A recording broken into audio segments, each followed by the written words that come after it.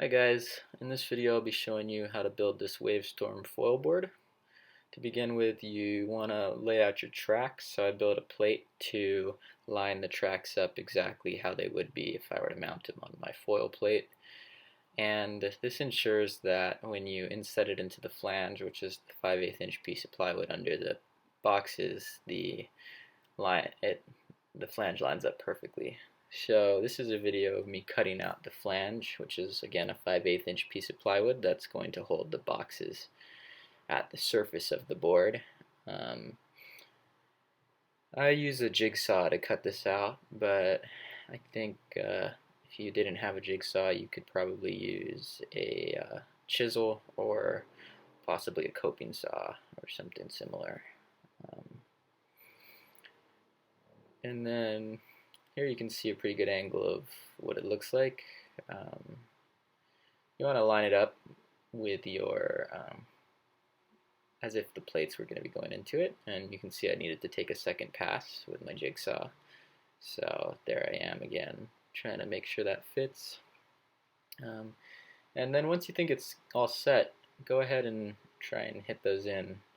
The boxes are very strong, and the 5/8 inch plywood is also very strong, so you can put a little force on them to get them to fit. It's definitely better to have the boxes and the flange tighter than too loose, but do remember we will be using 3 times expanding Gorilla Glue in order to mount these in. So you want them really flush to the top of the flange so that the plate mounts very well on it. And so then I just brought my mast down to make sure the mast and the boxes and flange had a pretty good join, since you want to make sure that's solid. There I am testing out the strength of it, and you can see that it's pretty flat all around, which I think is a good sign that it's joined well. There's another better angle of it.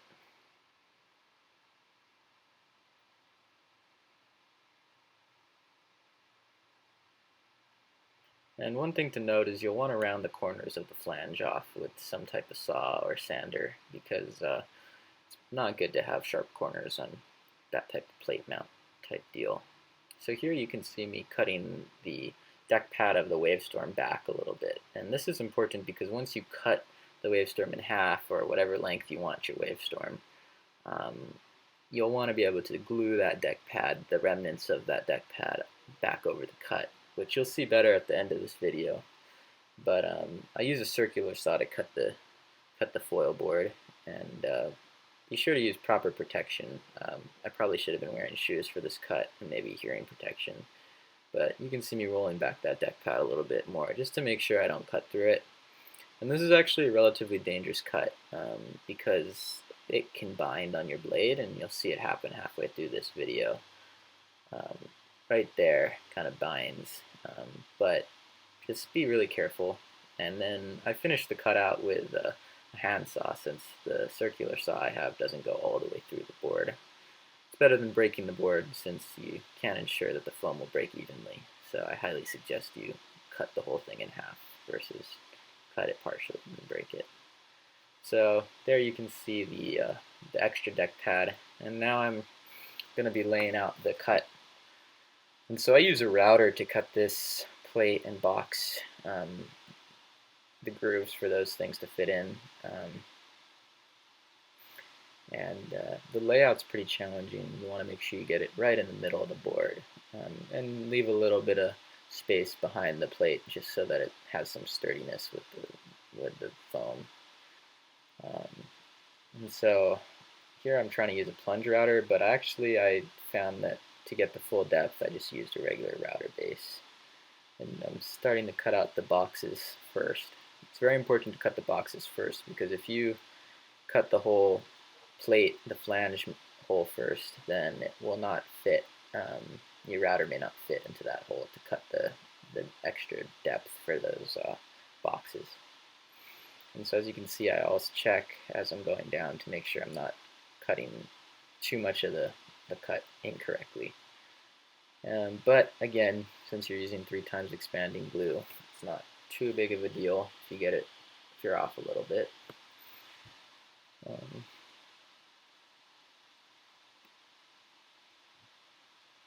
One important note is that the chuck of your router may end up sticking out beyond the base, and the chuck is the part that attaches the router bit to the router. And if that happens, then just go ahead and cut a little bit of the flange out so that you can make room for your chuck spinning at the same. And you can see me doing that here.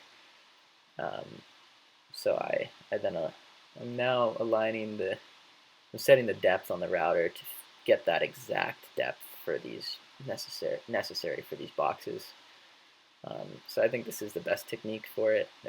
Don't know how to explain how I'm doing really, besides using the boxes to set the depth, and then found my feet were really helpful to clamp it shut for the router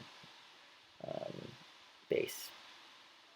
And then go ahead here and, it's important to note that you always want to unplug your router when you're kind of messing with the bits or setting the depth. And so here I'm finishing out that cut for the boxes, specifically the boxes, and they fit perfectly. You can see me test the fit, and here again I'm setting the depth for the flange. Yeah, when you're cutting out the flange, it's important to be wary that you have enough surface area for your router to rest on. As you can see, I cut out the middle part a little early, so then it was quite challenging actually to cut the ends, because you only have half your router resting on those edges, because you have nothing in the middle supporting it. So if nothing's supporting it, then it could dig deep into your foam. So this is an important note here. You want to cut some grooves into your flange so that the glue can expand into those grooves. I used a table saw, but you could always use any type of saw. I cut about a 1/4 inch or maybe an 1/8 inch deep into that flange. This will give ridges into the glue on the board connection. I then taped up the flange and applied a waterproof resin to the outside. Resin type will be in the description. And so I just painted on with a disposable brush, and be sure to wear a respirator and protect your skin when using these types of resins, since they are very toxic. And it's important to make sure it's waterproof so that the plate doesn't absorb water. And so here you can see me gluing in the boxes to the flange. I'm using Gorilla Glue 3 times expanding. With the water sets it off, so that's why I have a spray bottle of water.